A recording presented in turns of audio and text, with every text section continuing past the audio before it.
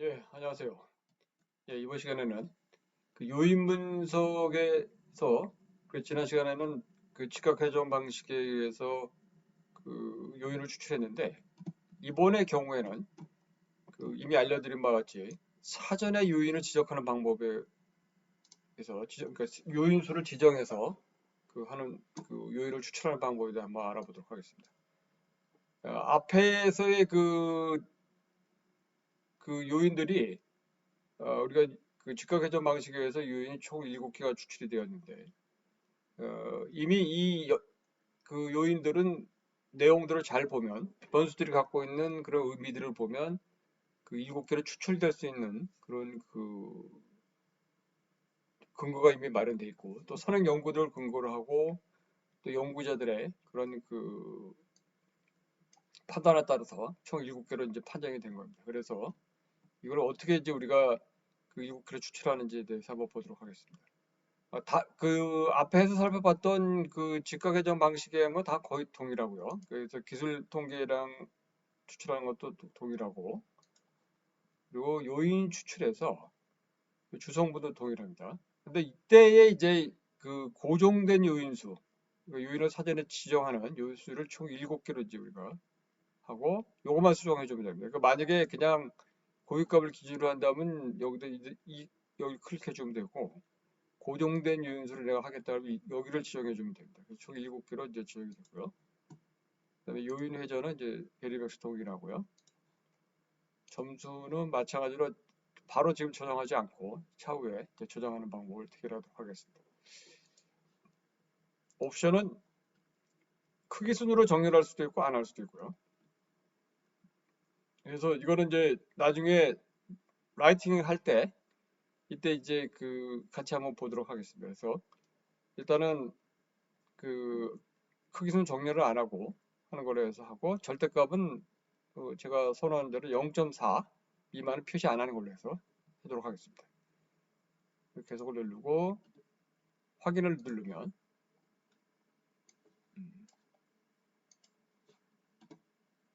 이제 이러한 그 분석 결과가 도출이 되는데 KMO 값이 이제 0.94일이고 또 자유도 528이고 유효확률이 0.00 그래서 이건 되고요.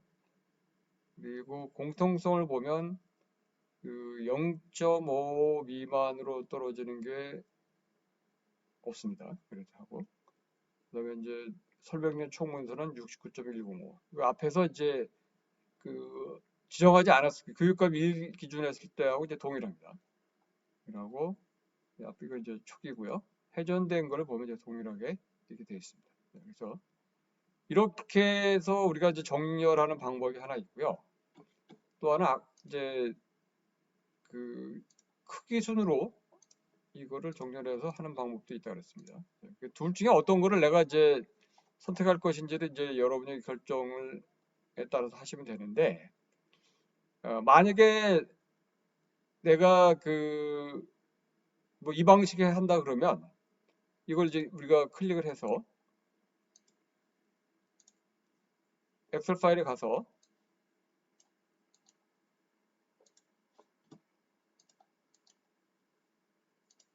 이렇게 놓고 이제 클릭을 해서 여기서 이제 여러분이 그 다음에 해야 될 일이 뭐냐면 설명된 총문산 요 값을 이제 갖고 오는 겁니다. 요 값을 클릭을 해서 하고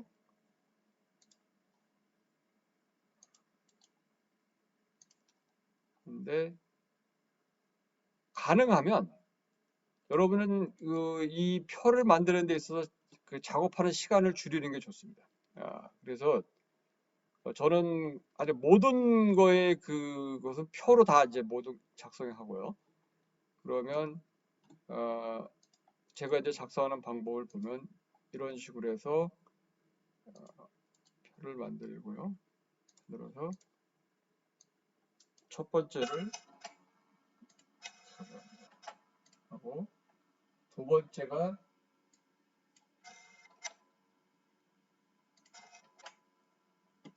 세 번째를 여기에 하고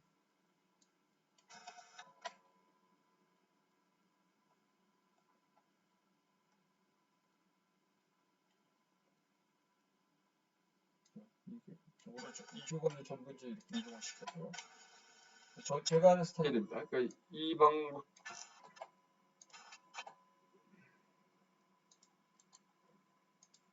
자, 이와 같이 해서 이제 우리가 표를 이런 식으로 작성하는데 그 작성했던 논문을 하나 제가 이제 보여드리면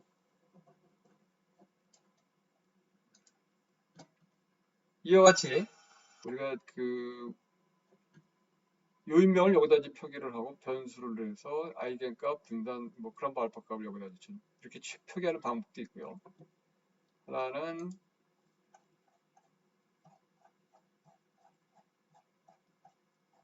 이런 식으로 해서 원래 표에 나와 있는 그대로를 놓고 아이겐값하고 고유값하고 분단설 명령을 전부 이쪽으로 밑에다 표시해서 저기 전체로 이제 표시하고요.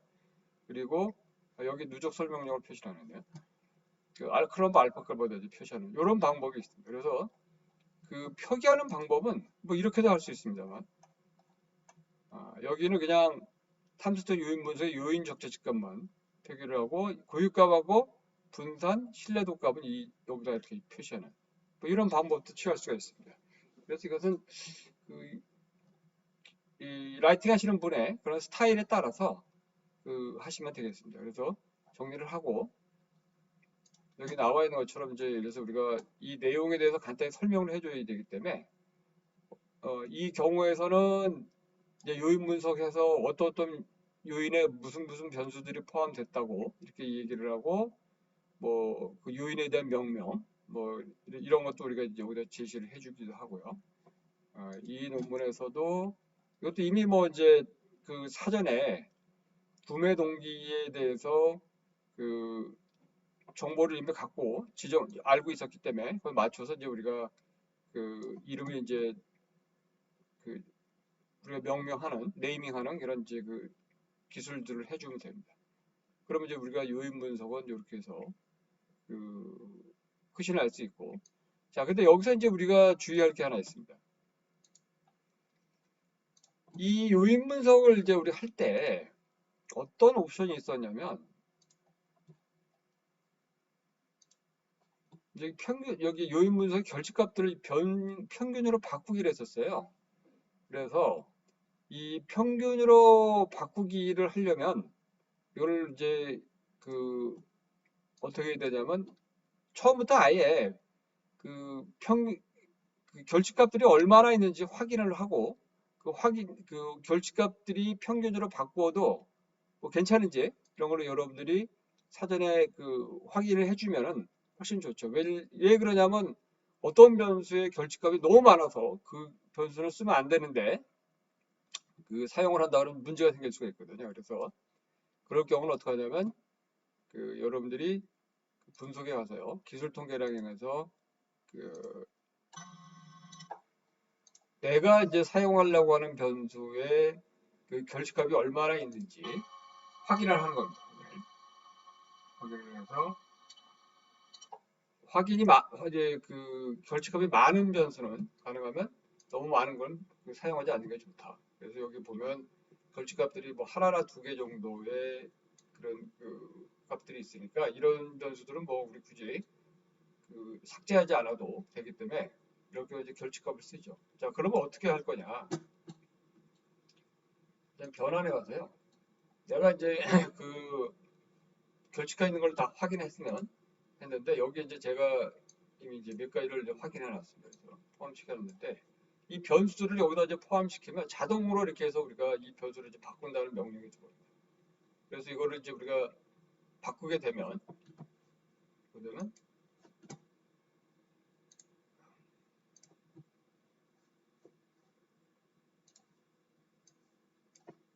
이와 같이 이제 변수가 바뀌는데 제가 아까 바꿨을 때의 명령어를 보면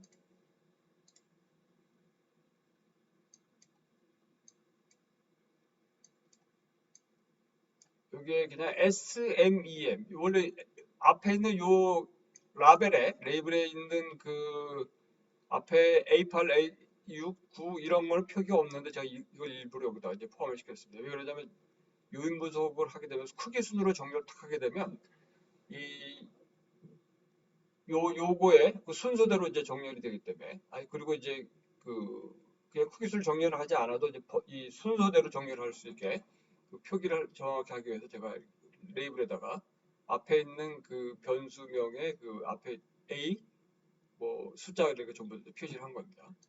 네, 이렇게 해서 우리가 표기를 해주면 훨씬 더 이게 나중에 이제 요인 분석할 때도 좋다. 보기도 좋고요.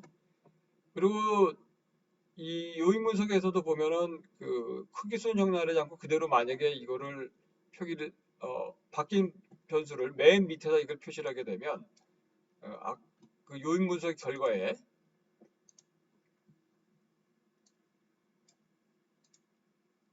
이런 식으로 이건 크기수로 정렬했는데 이거 경우는 그냥 원래 있는 변수 순수대로 했습니다.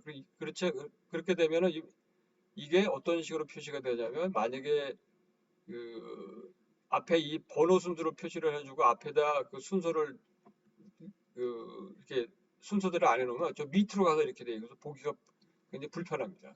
그래서 이 경우에는 이제 이렇게 그 변수의 그 요인 분석에서 분석할 때도 아, 그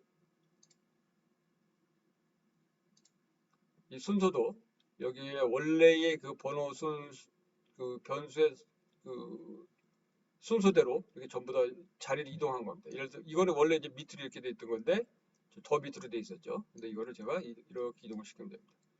그래서 그 요인 분석은 정리를 이렇게 하면 훨씬 더 깔끔해지겠습니다.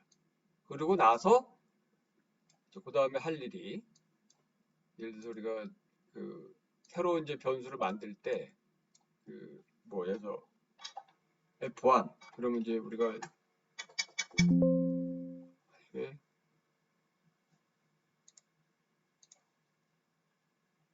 여기에서 그 회전된 성분 행렬에 나와 있는 변수의 여기 요일의 순서거든요. 그 크기에서 1, 2, 3, 4, 5, 6, 7이니까 여러분이 새로운 변수를 만들 때는 뭐 A 만약에 여기서 이제 우리가 F1이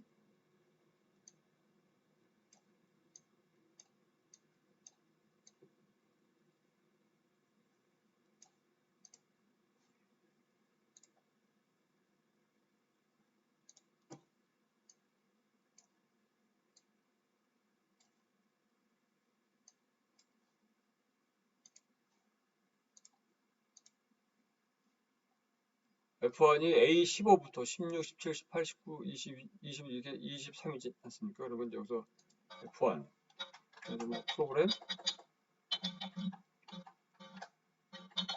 프로그램 해가지고 이제 여기서 더하기 해서 이런 식으로 해서 우리가 변수를 하나씩 만들어내는 이 작업을 이제 진행하면 되겠습니다. 그래서 요인 분석은 이제 이러한 식으로 우리가 이제 정의를 하면 아주 깔끔하게 할 수 있고 아까 말씀드린 대로 어, 내가 이러한 방식에 의해서 이걸 이제 우리가 정리를 할 것인지 아니면 이러한 방식에서 내가 정리를 할 것인지 아니면 뭐 이러한 방식에 의해서 정리를 할 것인지 그거는 여러분들의 라이팅 스타일에 따라서 정리를 하시면 되겠습니다. 이와 같이 해서 우리가 요인 분석 정리를 하고 정리하는 방식에 대해서 알아봤습니다. 이상입니다.